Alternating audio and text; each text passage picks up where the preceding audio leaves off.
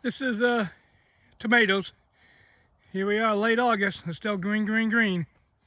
But I'm not the only one. A lot of people are asking me. I'm going, mine is just like yours.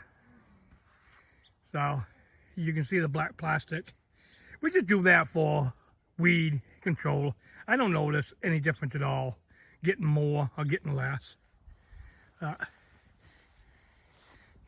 Me at Greenwood's bike, we got a wagon there we use. That wagon really helps out a lot. I got some water there. That's warm. That's what I use to water the tomatoes with. Not that it needed it this year. I ain't used it much at all. But you really need warm water for the plants. Keep them warm, because you don't like cold water. You don't want to take a cold shower. That ain't no fun. We got some poppies right here that I'm blossom. The yellow ones. Yep, I just saw a bee take off from a pansies. Yeah, some sort of lavender. I forgot, right here in the middle.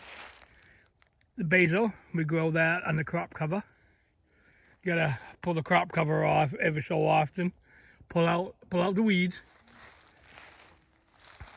There's some blads there, they're doing good. Cosmos. Hollyhocks. I don't know.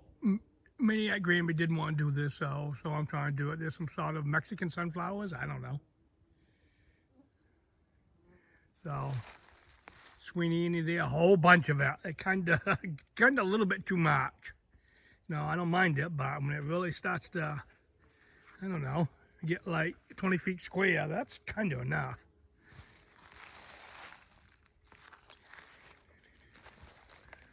Just bringing you around here. Sorry, didn't mean to go quite that fast. Parsley. Parsley right there. Okay. Some more cosmos. That much I do know.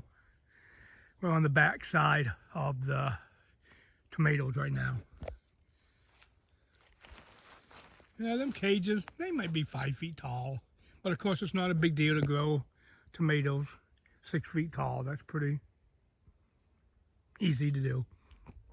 I make my own cages, made them out of 1 inch square cedar, and of course they're on legs. I take a crowbar, make a hole into the ground, and put the legs into the ground so they don't fall over. Got some zucchini here. Here's the zucchini. Whole bunch of it. Trying to do something here in the garden. I'm trying to control. This is some sort of mint. This is probably, I don't really know how much. 8 feet square. And that was starting to take over. I think this is lemon balm, because it was all out through here. It was trying to take over her lemon balm. Not good. Not good at all. It ain't been a good year here. Lots and lots of rain, too much. This is some sort of oregano. I think it has to do with pizza or something right there. That does good. Here we are with the cherry tomatoes. We get them up on a trellis. That's more than 6 feet, but they don't get all that tall. They don't really get up there that much. There's a bee working the blossoms. Oops, sorry. It's in there somewheres. I think I just scared it off. That's okay. It'll be back. It'll be back. And here's the damage from the deer. At least we can see the squash now. That ain't good, but he's been in there eating. Never had this much of a hard time as this year with the deer. I put a fence up, but they can just kind of go right through it there. So, oh, they're awful. think these are love light bleeding here. We've never had the deer eat them. They did, because that should have berries on there. There's some way up top, but that should be big and bushy. Nope, awful time with them this year. I know there's all sorts of things that can be done, you know, hair and soap and all sorts of stuff, but you just gotta figure out what works or hope that works, but it's just, oh, it's hard. It's very hard. Here's some more cosmos. We got some sunflowers coming. And there's the morning glories. You can see the deer. That should be nice and full down, well, halfway. Now they just came in and ate corn. Forget about the corn. Corn's right smack in the middle. And well, that there, it's not a greenhouse really, it's a wind tunnel. I'll get to that in just a moment. Echinacea, that's doing really good. I'm surprised the deer ain't eating that. Most years, we tried to grow it before and the deer would come in and eat it and kill it. So, shoot, there's some sort of herb right there too. That was getting big too. You know, it's awful hard to grow herbs in an open space. I plan on digging it up and putting it around a rock. That way we can control it, because if not, it just grows everywhere. Because that's about 8 feet by 6 feet. It was way out here, and it was just taking over. So I don't mind that, but I mean, you know, you got the garden, it'll just take everything over.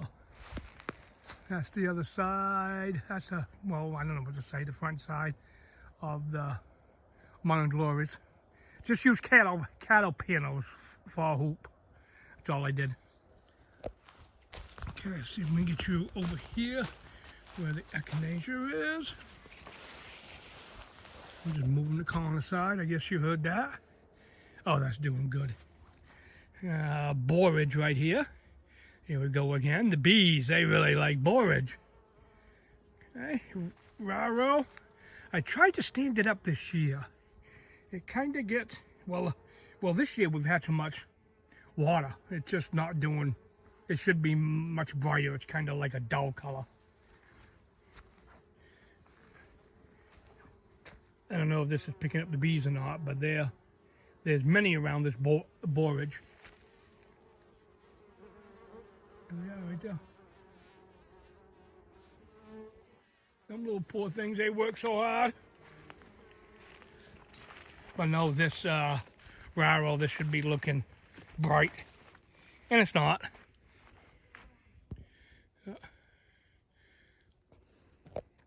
It's kind of a, I don't know, old looking color, I guess I want to say.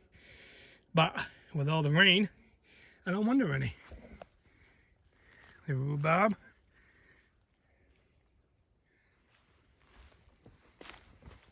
We'll turn you right around here. That's the so-called wind tunnel. There's some glads.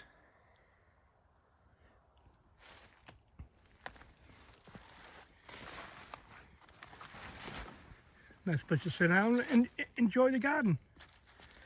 Zinnias. A nice row of them. Them don't seem to be doing so good because of the sun. Peppers are doing okay. I should have a lot more, and they should be bigger than what they are. That's just a bad year. Just like I keep on saying. You know, rain and a lack of sun. Well, yesterday it rained all day long. Here we are again with the damage from the deer or something. There was a woodchuck running around here. But at least we can see the cukes now. That's too bad. I'm trying to do something right in here. It ain't working out all that well because of turkeys. I put in some winter rye. I did it before. And I gotta use it. And the turkeys coming in here. They've been in here this morning. Last time I didn't put any straw down, But I gotta do something with the straw. I got it. So I expect the turkeys will come right in, and there won't be any winter rye to grow. But oh well. So I got it. I gotta do something with it. And last time nothing. I got very little. I mean, you could almost count the pieces of winter rye. There's some more of the gladge right in the middle. Echinacea over there on the left-hand side. You got the blueberry bushes, and then I get a whole bunch of catnip. It's all along there. There's another different type of rhubarb. That is a strawberry rhubarb. Of course, the beans are gone. But of course, with all the deer, that didn't help any. So, the hollyhocks, we'll kind of get right back where we started from. And the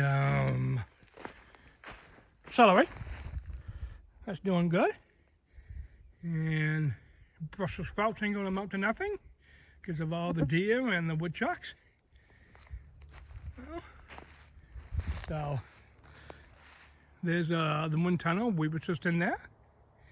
There you go. We're right back where we started from. So I hope you enjoy this video. Well, Minnie and Grammy will be back. I'm putting down some leaves, trying to use that for weed control. But it does take a lot of time to rake them up and put them down. So I don't know if I'll be doing that again, but I just wanted to try an experiment. That is the sprinkler right smack in the middle. I don't know how high that is. 12 feet? I don't know. You know, we turn that on. That gets most of the garden. The garden is square, and of course that does a round pattern. So of course it doesn't get all the corners, but it gets most of it. We didn't use it hardly at all this year because there we go, because of the rain. Put a soaker hose for the cucumbers. Never even hooked it up. I laid it down, but I never hooked it up. Never had to. I don't know. I just feel the cucumbers need the water. So you can see that blue barrel right there. I gotta water the peppers by hand. Of course, they're in the wind tunnel, so I gotta water them by hand. Doesn't take too long. I got a watering can I can do. I don't know how many plants are in there. In just about 15 minutes, and not really rushing.